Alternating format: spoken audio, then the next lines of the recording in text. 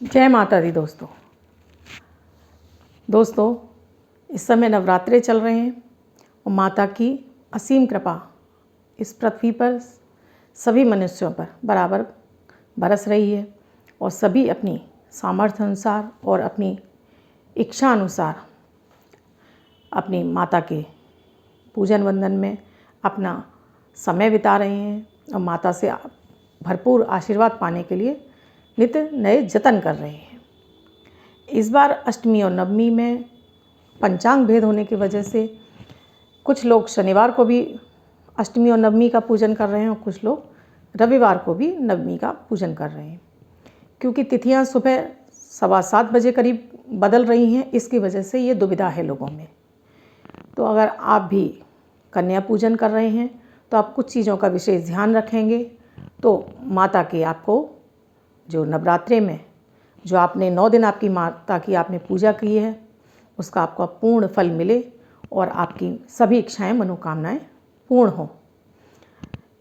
एक छोटी कन्या को आप ऐसी क्या वस्तु दें जिससे कि आपका भाग्य आपका साथ देने लगे, आपकी किस्मत चमकने लगे और आपकी जीवन की सारी समस्याएं दूर होने लगे। हर मुश्किल हो आसान, सबका है समाधान। नमस्कार, मैं आपकी एस्ट्रो दोस्त अर्चना गुप्ता अपने ज्योतिष के चैनल पर आप सभी का हार्दिक स्वागत करती हूँ। दोस्तों, वैसे तो शनिवार को अष्टमी ही है, लेकिन पंचांग जो कि सुबह 7-7:30 बजे से बदल रहा है, इस वजह से कुछ लोग इसको नवमी की भी पूजा करेंगे। अगर आप अष्टमी को कन्या पूजन करते हैं तब भी आप कल कर सकते हैं, यानी शनिवार को कर सकते हैं, और आप नवमी का कर रहे हैं तब भी आप शनिवार को भी कन्या पूजन कर सकते हो, रविवार को भी, क्योंकि रविवार को भी नवमी सुबह 7:30 बजे तक ही है। उसके बाद दसवीं तिथि लग जाएगी, तो रविवार को आप नवमी और दसवीं दोनों का पूजन आप कर सकती हैं एक साथ। आपने माता की बहुत पूजा आराधना की है और अब माँ का आखिरी नवरात्रा चल रहा है। अगर आप अष्टमी वाले दिन कन्या पूजन कर रहे हैं तो आपको माता को नारियल का भोग अवश्य लगाना चाहिए। आप कन्याओं को बुलाएं अपने घर पर। आप जो कन्याओं को बुला रहे हैं उसमें से उन कन्याओं की उम्र 2 वर्ष से लेकर 10 वर्ष तक की ही होनी चाहिए। उससे बड़ी कन्याओं को कन्या रूप में पूजन नहीं किया जाता है। तो आप इस बात का विशेष ध्यान रखें कि कन्याएं 2 वर्ष से 10 वर्ष के बीच में ही हों। साथ में एक बच्चा यानी कि लड़का भी होना चाहिए, जिससे कि बटुक भैरव के रूप में आप भोजन करा सकें। अगर आपके पास इस उम्र की कन्याएं कम हैं तब आप मात्र एक कन्या को खिलाकर भी आप अपने संपूर्ण नवदुर्गा पूजा का फल ले सकते हैं। अगर आपके पास इससे बड़ी और उम्र की कन्याएं आई हैं तो आप उन्हें कन्या रूप में भोजन ना कराएं, आप साधारण रूप में भोजन करा के उन्हें वस्तुएं दान कर सकते हैं। कन्या रूप में केवल 2 वर्ष से लेकर 10 वर्ष तक की कन्याओं को आप भोजन कराएं। कन्याओं को आप आमंत्रित करें।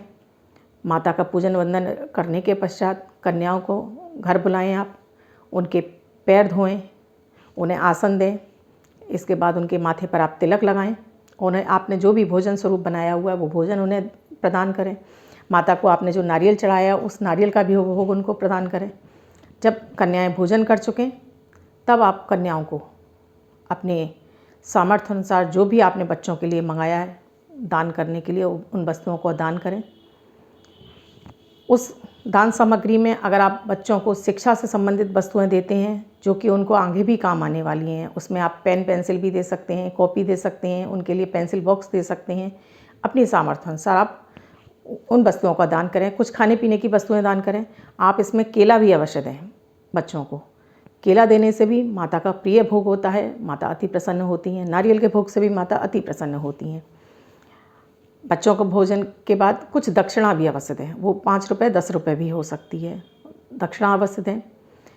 जब बच्चों को जब पूजन के बाद आपने दक्षिणा इत्यादि देने के बाद उनके पाँव हाथ जरूर लगाएं और मन ही मन माँ से प्रार्थना करें कि हे माता, मेरी पूजा प्रार्थना में जो भी त्रुटियाँ हो गई हों माँ उन्हें क्षमा कर दें, और इस कन्या रूप में जो मैंने आपका पूजन किया इस पूजा से मेरी प्रसन्न हो, और अपनी जो भी इच्छाएं मनोकामनाएं वो मन में बोलते जाएं। आप इन समस्याओं को मेरा दूर कीजिए माँ। अगले नवरात्रि पे इसी तरह से आकर मेरे यहाँ आप आसन ग्रहण कीजिए माँ, और मेरे अपना बरदस्त मुझ पर सदैव बनाए रखिए। इसके बाद जब कन्याएं जाने लगें तब एक बार फिर यही मनोकामना अपने मन में दोहराइए और कन्याओं को विदा कर दीजिए। उसके बाद जो आपने भोग लगाया है उसको आप भोग स्वरूप ग्रहण कर लीजिए।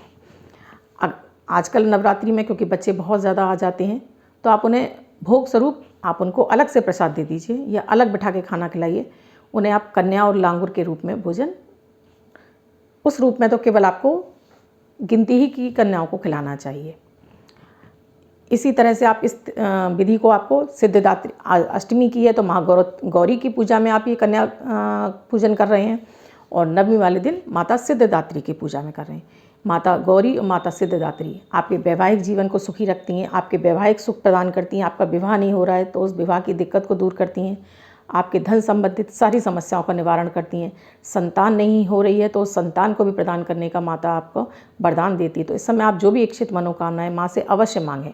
आपने जो भोग स्वरूप माँ को लौंग इलायची चढ़ाई हैं उन्हें आप उठाकर रख लीजिए।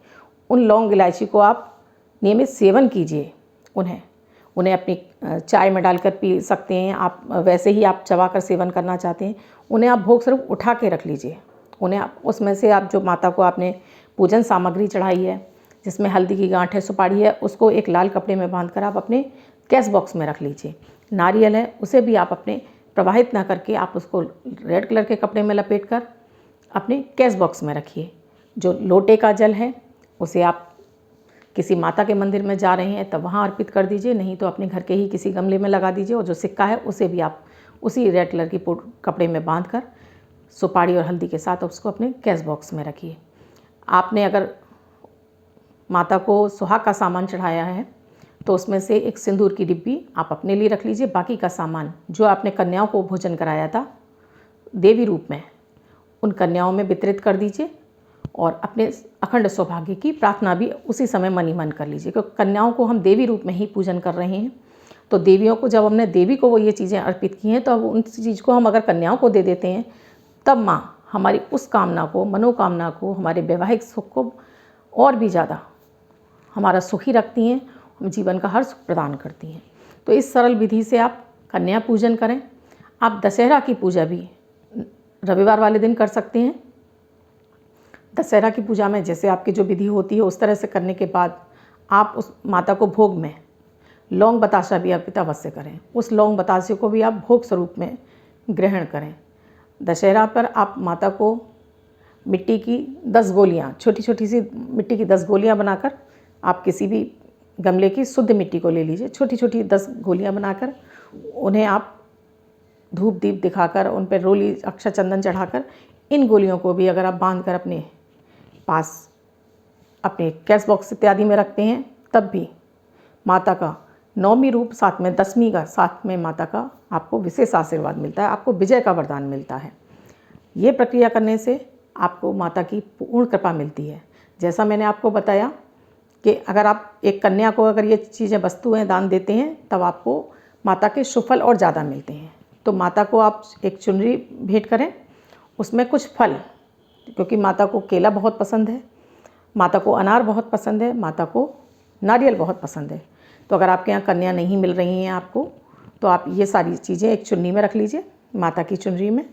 उसमें केला रख लीजिए, उसमें एक नारियल रख लीजिए हरा, एक अनार रख लीजिए, एक सेब फल रख लीजिए, कोई एक 5 फल रख लीजिए, कुछ उसमें दक्षिणा रख लीजिए और इसको आप अपनी चुनरी में ले लीजिए और माता को अर्पित कीजिए। माता आपको मैं कन्या रूप में आपको अर्पित कर रही हूँ, ये भोग स्वीकार कीजिए। इस तरह से अपनी प्रार्थना कर लीजिए और इस सामग्री को किसी एक छोटी कन्या को, अगर वो आपके घर पे नहीं आ सकती है तब आप जाकर स्वयं भी देकर आ सकते हैं, उस कन्या को आप दान कर दीजिए। या घर पर आई हुई है तो ये सारी वस्तुएं आप एक ही कन्या को देना है।